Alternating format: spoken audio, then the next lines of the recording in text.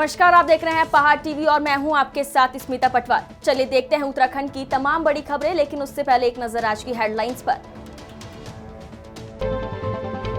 रांची घूसकांड मामले में खानपुर विधायक उमेश कुमार पर दर्ज राजद्रोह की एफआईआर पर हुई सुनवाई। उच्च न्यायालय झारखंड ने त्रिवेंद्र रावत और अमृतेश चौहान को किया नोटिस जारी।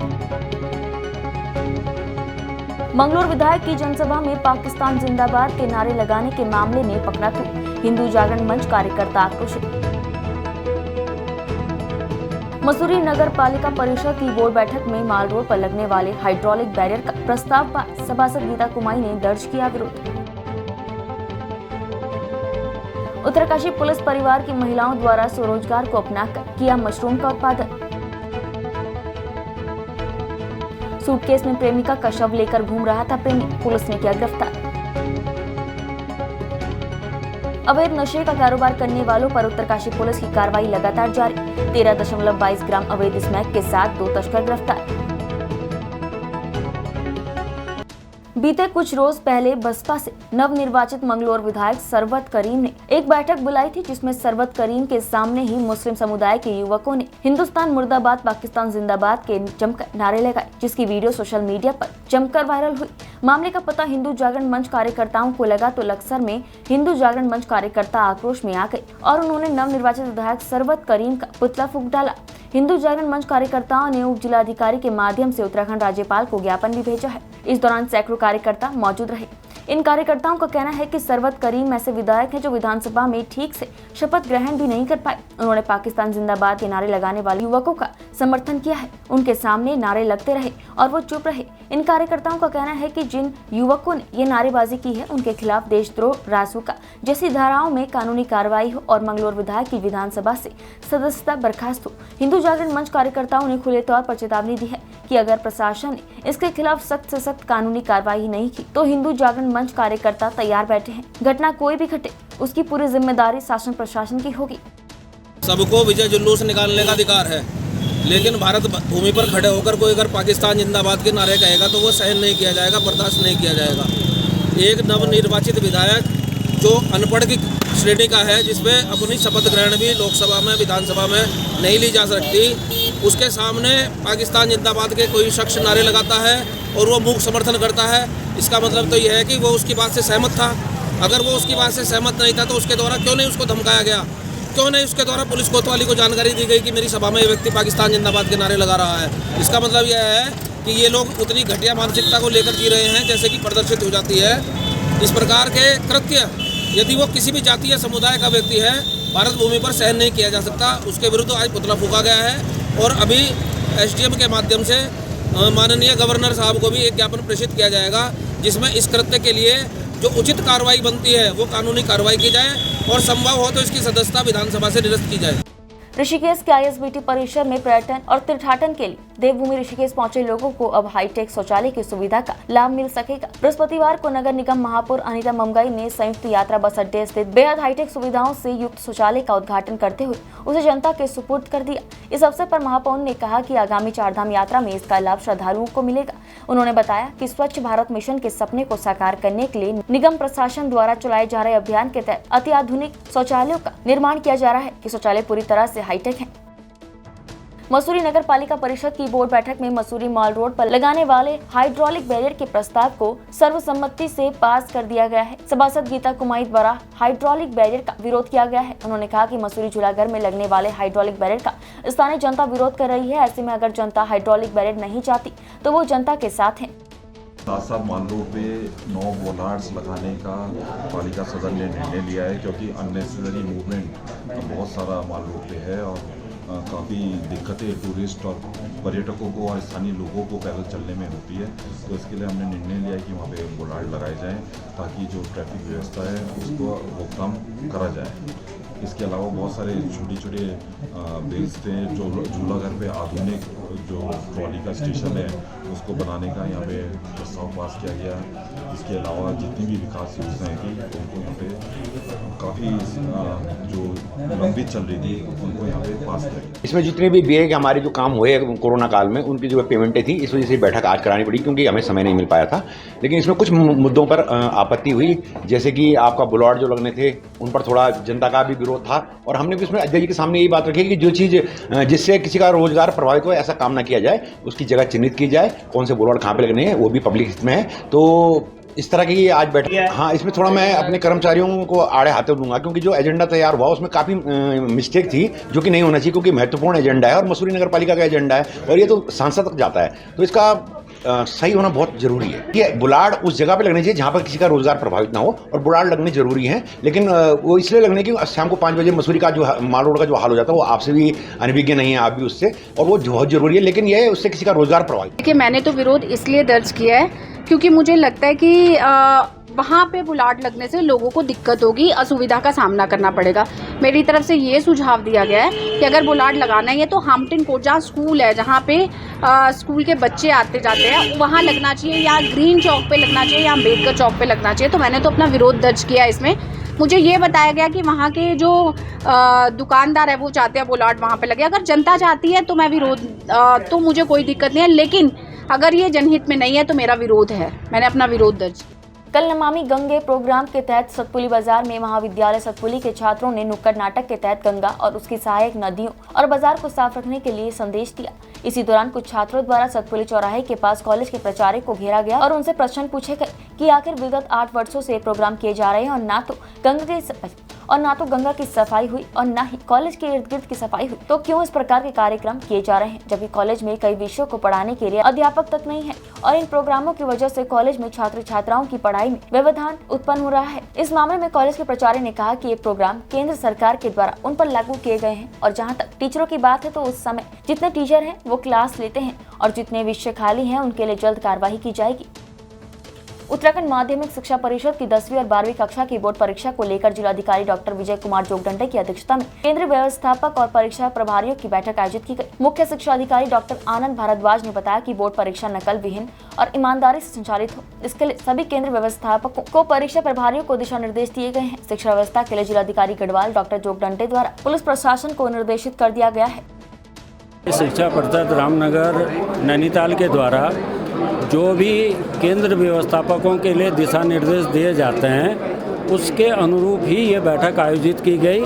इसमें एडी माध्यमिक श्री महावीर सिंह बिष्ट जी, सीओ पौड़ी श्री डॉक्टर आनंद भारद्वाज जी, इनके द्वारा विस्तृत रूप से इसकी क्या कहते हैं जानकारी सारे केंद्र व्यवस्थापक और परीक्षा प्रभारियों को दी गई और सुरक्षा के दृष्टि से जो भी इसकी सुरक्षा कराने की व्यवस्था है वो जिलाधिकारी डॉक्टर विजय कुमार जोगदंडे जी द्वारा दी गई। Uttarakhand board of secondary education के द्वारा 28 मार्च से लेकर 19 अप्रैल तक 10वीं और 12वीं की बोर्ड परीक्षाएं निर्धारित की गई हैं। इसके लिए आज जिलाधिकारी महोदय की अध्यक्षता में बैठक ली गई थी। इसमें सभी केंद्र व्यवस्थापकों को, सभी कस्टोडियन को विस्तृत निर्देश दिए गए हैं कि पूरे जनपद में नकल विहीन, शुचितापूर्वक ढंग से ईमानदारी के साथ परीक्षा करानी है। इसमें लॉ एंड ऑर्डर की व्यवस्था के लिए जिलाधिकारी महोदय ने पुलिस विभाग को भी आदेशित कर दिया है। हर केंद्र पर पुलिस भी तैनात रहेगी और 165 केंद्रों पर, जैसा कि आप जानते हैं कि उत्तराखंड में सबसे ज़्यादा केंद्र हमारे ही जनपद में हैं, 165 केंद्रों पर हम बड़ी ईमानदारी से परीक्षा कराने के लिए तैयार हैं। पुलिस महानिदेशक उत्तराखंड और पुलिस उप महानिरीक्षक गढ़वाल परिक्षेत्र उत्तराखंड के निर्देशन में पीके राय पुलिस अधीक्षक उत्तरकाशी द्वारा अवैध नशे का क्रय विक्रय करने वालों पर लगातार कार्रवाइयां की जा रही है। नशा उन्मूलन पर कार्य करना उनका पूर्व से ही सर्वोपरि मिशन रहा है और लगातार उनके द्वारा इस और कार्य किए गए हैं। युवाओं को नशे की प्रवृत्ति से बचाने के लिए उनके द्वारा उत्तरकाशी जनपद में अधीनस्थ सभी क्षेत्र अधिकारी, थाना प्रभारियों को एक तरफ आम जन, छात्र छात्राओं को जागरूक करने के निर्देश दिए गए, तो वहीं दूसरी तरफ थाना पुलिस, एसओजी और एडीटीएफ की टीम को लगातार नशे का अवैध कारोबार कर समाज में नशा रूपी जहर घोलने वालों की निगरानी करते हुए उन्हें चिन्हित कर उनके विरुद्ध नियम अनुसार कठोर कार्रवाई करने के निर्देश दिए गए। नशा मुक्त उत्तरकाशी अभियान को सफल बनाते हुए क्षेत्र अधिकारी बड़कोट सुरेंद्र सिंह भंडारी के पर्यवेक्षण और थाना अध्यक्ष पुरोला अशोक कुमार के नेतृत्व में पुरोला पुलिस और एसओजी की संयुक्त टीम के द्वारा चेकिंग अभियान चलाते हुए स्थान अगोंडा बैंड मोरी रोड से 2 व्यक्तियों को कुल 13.22 ग्राम अवैध स्मैक के साथ गिरफ्तार किया गया। पूछताछ में अभियुक्त कर्णों के द्वारा बताया गया कि वो इसको देहरादून से खरीद कर लाए हैं और वो नेटवार्ड, सांकरी आदि स्थानों में पैसों के लालच में पर्यटकों और मजदूरों को बेचते हैं। सख्ती से पूछताछ करने के दौरान एक अन्य व्यक्ति की भी अपराध में संलिप्तता प्रकाश में आई है, जिसको जल्द ही गिरफ्तार कर लिया जाएगा। बरामद माल और गिरफ्तारी के आधार पर उक्त दोनों व्यक्तियों के विरुद्ध थाना पुरोला पर एनडीपीएस एक्ट के तहत अभियोग पंजीकृत किया गया है। जिला सभागार उत्तरकाशी में एमएसएमई भारत सरकार द्वारा ईज ऑफ डूइंग बिजनेस की कार्यशाला का आयोजन मुख्य विकास अधिकारी गौरव कुमार की अध्यक्षता में संपन्न हुआ।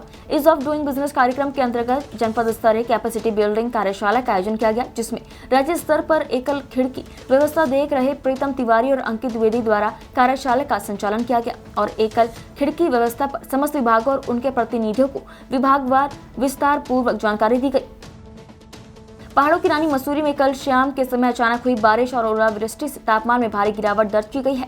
मसूरी में एक बार फिर हल्की ठंड महसूस की गई और बारिश के बाद मौसम सुहाना हो गया, जिसका स्थानीय लोगों के साथ देश विदेश से मसूरी में मौजूद पर्यटक जमकर लुत्फ उठा रहे हैं। वहीं अचानक हुई बारिश से लोग बारिश का आनंद लेते हुए नजर आए। मसूरी में कल शाम के समय हुई बारिश से स्कूली बच्चों और मजदूरों को खासी परेशानियों का सामना करना पड़ा। बारिश और ओलावृष्टि से मसूरी के आसपास के काश्तकारों को नुकसान होने की संभावना थी।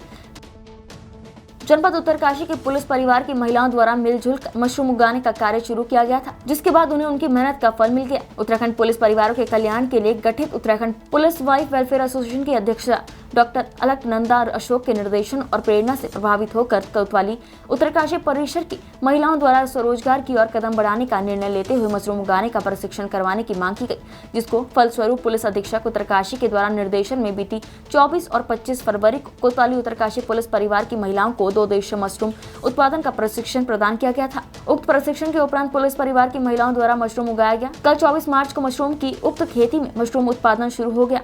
कल पहली बार में ही लगभग 5 किलोग्राम मशरूम उत्पादन हुआ है, जिससे सही महिलाओं में काफी उत्साह है। उक्त मशरूम प्रत्येक 2 या 3 दिन में इसी प्रकार मशरूम उत्पादन होता रहेगा, जिसको पैक करके पुलिस लाइन कैंटीन में विक्रय के लिए रखा जाएगा। रामनगर के मालधान क्षेत्र में तैनात महिला ग्राम पंचायत अधिकारी अपनी कार्यशैली से फिर विवादों में घिर गई हैं। आपको बता दें कि इससे पूर्व कोटाबाग ब्लॉक के सैकड़ों ग्राम प्रधान और जनप्रतिनिधियों ने भी महिला ग्राम पंचायत कुमारी महजूबी पर भ्रष्टाचार के आरोप लगाए थे। वहीं फिर एक बार महिला ग्राम पंचायत अधिकारी पर मालधान के ग्रामीण देवेंद्र चंदोला ने जाति सूचक शब्दों का इस्तेमाल कर दुर्व्यवहार करने का आरोप लगाते हुए पुलिस को तहरीर दी है। वहीं रामनगर ब्लॉक कार्यालय पहुंचकर सीडीओ को भी कई पंचायत प्रतिनिधियों ने उस महिला अधिकारी के खिलाफ मोर्चा खोल दिया। उन्होंने महिला ग्राम पंचायत अधिकारी पर भ्रष्टाचार के आरोप लगाते हुए मुख्य विकास अधिकारी को भी लिखित शिकायत की। वहीं आरोपों को गंभीरता से देखते हुए मुख्य विकास अधिकारी ने जांच के आदेश दे दिए हैं। देखिए, ये मेरे पास लिखित में शिकायती पत्र प्राप्त हुआ है और इसमें मैंने जिला पंचायत अधिकारी को जांच अधिकारी नामित किया है और 2 हफ्ते का समय उनको दिया है कि इसमें जांच करके जितने भी तथ्य हैं उनसे अवगत कराएं और यदि ये शिकायत सही पाई जाती है तो उनके खिलाफ कार्यवाही जरूर की जाए। देखिए, मैं अभी सोमवार को 21 मार्च को जो है मैं ब्लॉक में गया था, ब्लॉक कार्यालय में। एक हमारे यहाँ पे 1 मार्च को हमने एक अप्लाई करा था मृत्यु प्रमाण पत्र, हमारे मालदान चौड़ का ही था, आनंदनगर का। 1 मार्च के मतलब अब 20-21 दिन हो गए थे, वो मृत्यु प्रमाण पत्र अभी तक नहीं बनाया था इन्होंने। तो मैं ब्लॉक में गया तो मुझे जो इनने एक लड़का रखा है संजीव कुमार, वो मिले। मैंने उनसे बोला, भाई इतने दिन हो गए मृत्यु प्रमाण पत्र नहीं बना, क्या मामला है? तो उन्होंने बोला कि मैडम जो है नहीं बना रही है, मैं क्या करूँ, मैडम से बात करो। तो मैं गया तो मैडम वहाँ कुछ काम कर रही थी, तो मैं बैठ गया बगल में ऑफिस में। उसके बाद जो है थोड़ी देर में जो है मैडम उठ के आती है, शायद उस लड़के ने बताया हुआ है, पता नहीं कैसे मैडम आई और मेरे साथ जो है बदतमीजी करने लग गई। बिल्कुल साफ शब्दों में बोला उन्होंने कि मालदन के नेताओं को मैं जो है नेतागिरी करना सिखा दूंगी, वहाँ जो है नीच लोग रहते हैं, ये उनके शब्द थे। उसके बाद जो है वहाँ पे बहुत भीड़ लग गई। उसके बाद जो है मैं मेरे को बहुत निराशा टाइप की हुई वहाँ पे। तो मैं फिर बाहर आया, फिर मैंने इनके खिलाफ जो है एक रिपोर्ट भी दर्ज करवा रखी है चौकी, मालदन चौकी में मैंने दे रखी रिपोर्ट। उस पर एक्शन नहीं होगा तो उसके खिलाफ भी हम धरने में बैठेंगे। देखिए, ये इससे पूर्व कोटाबाग में थी। कोटाबाग में जो है इन पे जो है भ्रष्टाचार के आरोप लगे हैं। इन्होंने वहाँ पे वहाँ के जो जनप्रतिनिधि थे, ग्राम प्रधान और बीडीसी मेंबर, उन्होंने वहाँ पे इस्तीफा तक दे दिया था और वहाँ से इनको भगा के जो है रामनगर भेजा। रामनगर के आने के बाद ये फिर जसपुर गई, जसपुर आने के बाद फिर रामनगर आई है। हर जगह इनका रिकॉर्ड देख लीजिए आप, तो इनका रिकॉर्ड ऐसे मिलेगा। और एक बात और मैं बताना चाहता हूँ, जिस मृत्यु प्रमाण पत्र के लिए मैं इनके पास गया था, वो मृत्यु प्रमाण पत्र में आपके ही कोई साथ के पत्रकार होंगे, उनको बोलती है कि ये मृत्यु प्रमाण पत्र बनाने का काम जो है मेरा नहीं है, ये CSC सेंटर बनाती है। जबकि वो जो कार्य क्षेत्र है जो है मृत्यु प्रमाण पत्र बनाने का काम जो है ग्राम पंचायत अधिकारी का है। ये उच्च अधिकारी को भी सोचना चाहिए, जब उसे अपने कार्य क्षेत्र का ही पता नहीं है मेरा काम क्या है, तो वो क्या गांव में क्या विकास कार्य करेगी। एक चीज और बोलती है कि मुझे किसी से कोई डर नहीं है, मेरा कोई ट्रांसफर नहीं करवा सकता है, मेरी जो है उच्च अधिकारियों से जो है जान पहचान है, नेताओं से मेरी जान पहचान है, मेरा कोई कुछ नहीं बिगाड़ सकता है। ये हमेशा बोलते रहती है और लोगों से बोलती है, और मालदा चौड़ में खासकर ये बोलती है जगह जगह बैठ के, जहाँ इधर बैठती है हमें जहाँ से सूचना आती है कि भाई मैं वहाँ पानी पीना भी पसंद नहीं करती हूँ, मतलब बहुत ही भेदभाव करती है। तो हम चाहते हैं कि इसका रामनगर विकास खंड से ही कहीं अन्यत्र जल्द से जल्द ट्रांसफर किया जाए, अन्यथा जो हम 1-2 दिन में जो है ब्लॉक के प्रांगण में धरने में बैठेंगे। हम लोगों की सभी की आपस में बैठ के सहमति बन चुकी है, अगर इसको 1-2 दिन में नहीं हटाया गया तो हम ब्लॉक में धरना देंगे।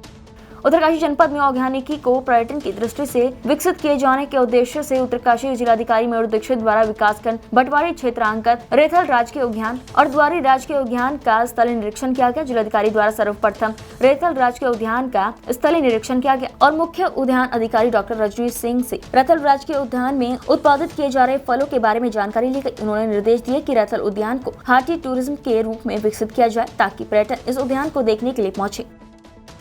सरोवर नगरी नैनीताल में नगर पालिका द्वारा बिजली का बकाया जमा न करने पर बिजली विभाग ने नगर के स्ट्रीट लाइटों की बत्ती बंद कर दी है, जिसके चलते नगर में अंधेरा छा गया है, जिससे पैदल चलने वाले राहगीरों को काफी परेशानी का सामना करना पड़ रहा है। आपको बता दें कि नगर पालिका ने बिजली विभाग का पिछले कई वर्षों का 3 करोड़ से अधिक का बिजली का बकाया देना है। पालिका द्वारा बिजली विभाग को रुपया जमा न करने पर बिजली विभाग ने नगर के स्ट्रीट लाइटों की बत्ती बंद कर दी है, जिसके चलते नगर में अंधेरा छा गया है। शाम के वक्त पैदल जाने वाले राहगीरों को काफी परेशानियां उठानी पड़ रही है। नगर पालिका के ईओ अशोक कुमार वर्मा ने बताया कि पालिका ने बिजली विभाग का पिछले कई वर्षों से 3 करोड़ से अधिक का बकाया देना है। उन्होंने बताया कि इसके लिए शासन से वार्ता की गई है। उन्होंने बताया कि बिजली विभाग द्वारा नगर के विभिन्न क्षेत्रों में ट्रांसफार्मर लगाए गए हैं, जिनका कुल किराया 6 करोड़ से अधिक है। यदि बिजली विभाग द्वारा पालिका को ट्रांसफार्मर का किराया 6 करोड़ रुपया दिया जाता है तो पालिका द्वारा स्ट्रीट लाइटों का बिल का भुगतान किया जाए। उन्होंने बताया कि पालिका की वित्तीय हालत ठीक नहीं है, जिसके चलते पालिका स्ट्रीट लाइटों का किराया जमा नहीं कर पा रही है। पालिका और बिजली विभाग के आपसी लेन देन का खामियाजा जनता को भुगतना पड़ रहा है। गुरुवार को विश्व क्षय रोग दिवस के अवसर पर कलेक्ट्रेट परिसर से जिलाधिकारी मयूर दीक्षित द्वारा क्षय रोग के प्रति जागरूकता के लिए रैली को रवाना किया गया। रैली बाजार के मुख्य मार्गों से होते हुए कलेक्ट्रेट परिसर में संपन्न हुई। तत्पश्चात ऑडिटोरियम कलेक्ट्रेट परिसर में गोष्ठी का आयोजन किया गया, जिसमें मुख्य विकास अधिकारी गौरव कुमार और मुख्य चिकित्सा अधिकारी KS चौहान द्वारा राजकीय पॉलिटेक्निक उत्तरकाशी में आयोजित पोस्टर स्लोगन प्रतियोगिता में प्रथम, द्वितीय और तृतीय स्थान प्राप्त प्रतिभागियों को और उत्कृष्ट कार्य करने वाली आशा कार्यकर्तियों को पुरस्कारित किया गया और क्षय रोगियों को न्यूट्रिशन किट वितरित की गई। सरोवर नगरी नैनीताल में तलीताल थाना अध्यक्ष रोहिताश सागर ने व्यापार मंडल तलीताल, टैक्सी एसोसिएशन आदि के साथ बैठक कर पर्यटन सीजन में पार्किंग की समस्या के संबंध में चर्चा की। साथ ही पार्किंग स्थलों का मौके पर जाकर निरीक्षण भी किया। बैठक में तय हुआ कि तलीताल में कर्मवार 2 टैक्सी हल्द्वानी के लिए और 3 टैक्सी भवाली जाने के लिए लगेंगी। तलीताल में न्यू बस स्टैंड के समीप बाकी खाली जगह में बाजार से सामान खरीदने वाले ग्राहकों की मोटरसाइकिल अधिकतम आधा घंटे के लिए पार्क होगी। रोडवेज की तरफ एक लाइन में अधिकतम आधा घंटा सामान खरीदने वाले और इमरजेंसी वाहन खड़े किए जा रहे हैं। शेष स्थान वाहनों के निकलने और रोडवेज के लिए खाली रहेगा। उक्त निर्णय टैक्सी यूनियन, व्यापार मंडल, रोडवेज अधिकारी गणों और पुलिस की सर्वसम्मति से लिया गया। हरिद्वार जिले के पिरानकलियर में सूटकेस में युवती का शव लेकर जा रहे एक युवक को पुलिस ने पकड़ा है। युवक के मुताबिक शव उसकी प्रेमिका का है और वो शव को नहर में फेंकना चाहता था और खुद आत्महत्या करने वाला था। पुलिस ने युवक को हिरासत में लेने के साथ ही शव को पोस्टमार्टम के लिए रुड़की सिविल अस्पताल भेज दिया है। हरिद्वार के ज्वालापुर के मोहल्ला घोसियान निवासी गुलसेर कल देर शाम ज्वालापुर निवासी अपनी प्रेमिका के साथ कलियर स्थित एक होटल में गया। कुछ देर बाद लड़का एक बड़ा सा सूटकेस लेकर बाहर की ओर जाने लगा तो होटल कर्मियों को उस पर शक हुआ। इसके बाद उन्होंने सूचना पुलिस को दी तो पुलिस ने मौके पर पहुंचकर सूटकेस खुलवाया तो उसके अंदर युवती का शव मिला। पुलिस ने युवक से पूछताछ शुरू की तो उसने बताया कि वो पिछले 8 सालों से युवती के साथ रिलेशनशिप में था, लेकिन युवती के परिजन उनकी शादी को तैयार नहीं थे। इसके बाद दोनों ने आत्महत्या की योजना बनाई, कलियर में आकर कमरा लिया। यहाँ दोनों को जहर खाना था। युवती ने पहले जहर खा लिया और वह मर गई। इसके बाद युवक ने शव को सूटकेस में रखा और होटल से बाहर निकलने लगा। युवक ने बताया कि वो सूटकेस को लेकर नहर के पास जा रहा था, जहाँ शव को नहर में फेंकने के बाद खुद आत्महत्या करने वाला था। मेरी गर्लफ्रेंड थी, इसने मेरे साथ जहर खा लिया तो मैं भी इसके साथ मरने जा रहा था। वो मेरे से बैग ही नहीं उठा। क्या नाम था? नाम क्या था? अनुष्का। किसकी किया है? किसकी लड़की? इसको सुबोध को देना, सुबोध ने हां भाई का बॉडी को लेकर ठिकाने लगाने की कोशिश की सूचना पर आए हैं। बॉडी को हमने कब्जे में ले लिया, मोर्चरी भिजवा रहे हैं। लड़के को हिरासत में लेकर पूछताछ की। तो मौके पर सामान बरामद हुआ, बाकी काफ़ी चीज़ें मिली हैं और जांच। कॉर्बेट टाइगर रिजर्व का पाखरो टूरिज्म जोन में बन रहे उत्तराखंड के पहले टाइगर सफारी का कार्य अपने अंतिम पड़ाव में है। टाइगर सफारी के बनने से कॉर्बेट पार्क के पर्यटन को नया आयाम मिलेगा।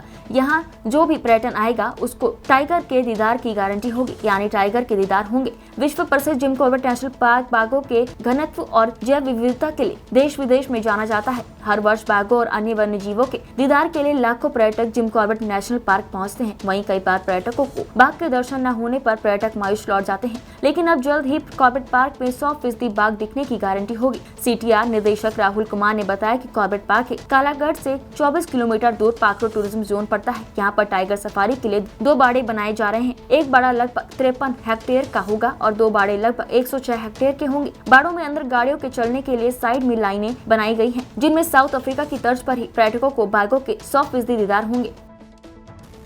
पाखरो में एक tiger safari project CZA NTCA और भारत सरकार द्वारा अप्रूव हुआ है। उसके अंतर्गत 2 टाइगर बाड़े जो लगभग 20 से 25 हेक्टेयर के हैं, उसके अलावा जो इंटरप्रिटेशन सेंटर, एडमिनिस्ट्रेटिव ब्लॉक, इन सब का वहाँ पर निर्माण कार्य प्रगति पर है। इंटरप्रिटेशन सेंटर जो है, चूँकि पाखरो में नया टूरिज्म जोन भी डेवलप हुआ है और विजिटर सेंटर या टूरिस्ट कोई इन्फॉर्मेशन देने के लिए वहाँ पर किसी भी तरह की कोई इंफ्रास्ट्रक्चर नहीं है, तो इसको ध्यान में रखते हुए वहाँ पर एक इंटरप्रिटेशन सेंटर भी डेवलप किया जा रहा है, जिसका मुख्य उद्देश्य कॉर्बेट टाइगर रिजर्व, इसके फ्लोरा फौना, इसके हिस्ट्री, इन सब के बारे में इंफॉर्मेशन अवेलेबल कराना और जो लोग भी टाइगर सफारी घूमने आते हैं उनको कॉर्बेट के बारे में एक जनरल सेंसिटाइजेशन देना उसका मुख्य उद्देश्य है। देखिए, निश्चित रूप से ये एक अच्छा कदम है जो पाखरो में टाइगर सफारी खुलने जा रही है, क्योंकि कई बार पर्यटक यहाँ पर आते थे, उनको बाघ के दीदार नहीं होते थे तो मायूस होकर जाते थे। इससे एक और जहाँ पर्यटकों को आसानी से जो है बाघ के दर्शन होंगे, साथ ही साथ जो स्थानीय अवसर पर रोजगार के नए अवसर पैदा होंगे और पर्यटक भी उससे लाभान्वित होंगे। तो मुझे लगता है ये बहुत अच्छा कदम है और प्रधानमंत्री जी ने इसकी घोषणा की थी, तो जितनी जल्दी ये शुरू होगा उससे उस क्षेत्र का विकास और जल्दी हो सकेगा। हल्द्वानी के कलसिया पुल की एक लाइन बंद होने और जाम की आशंका के चलते पुलिस के रूट डाइवर्जन जारी किया है। शनिवार से पहाड़ की ओर जाने वाले वाहन कालाडूंगी के रास्ते जाएंगे, जबकि पहाड़ से आने वाले वाहन काठगोदाम के रास्ते ही हल्द्वानी जाएंगे। इनमें 2 पहिया वाहन चालकों के लिए कोई बदलाव नहीं किया गया है। मंडी के वाहनों को कलसिया पुल से जाने के लिए रात 10 बजे से सुबह 5 बजे तक छूट मिलेगी। SSP नैनीताल पंकज भट्ट और CO हल्द्वानी भूपेंद्र सिंह धोनी ने बताया कि बरेली रोड से जाने वाले सभी वाहन मोतीनगर से जयपुर बीसा होते हुए गन्ना सेंटर, पंचायत घर से मुड़कर RTO रोड, हनुमान मंदिर, कमलुआ गांजा से वाया कालाडूंगी होते हुए नैनीताल, भवाली, भीमताल, अल्मोड़ा की ओर जाएंगे। देखिए, अभी हमारा सीजन प्रारंभ होने वाला है, तो जो ये शनिवार हमारा आने वाला है, इससे हम लोगों ने एक ट्रैफिक प्लान लागू किया है।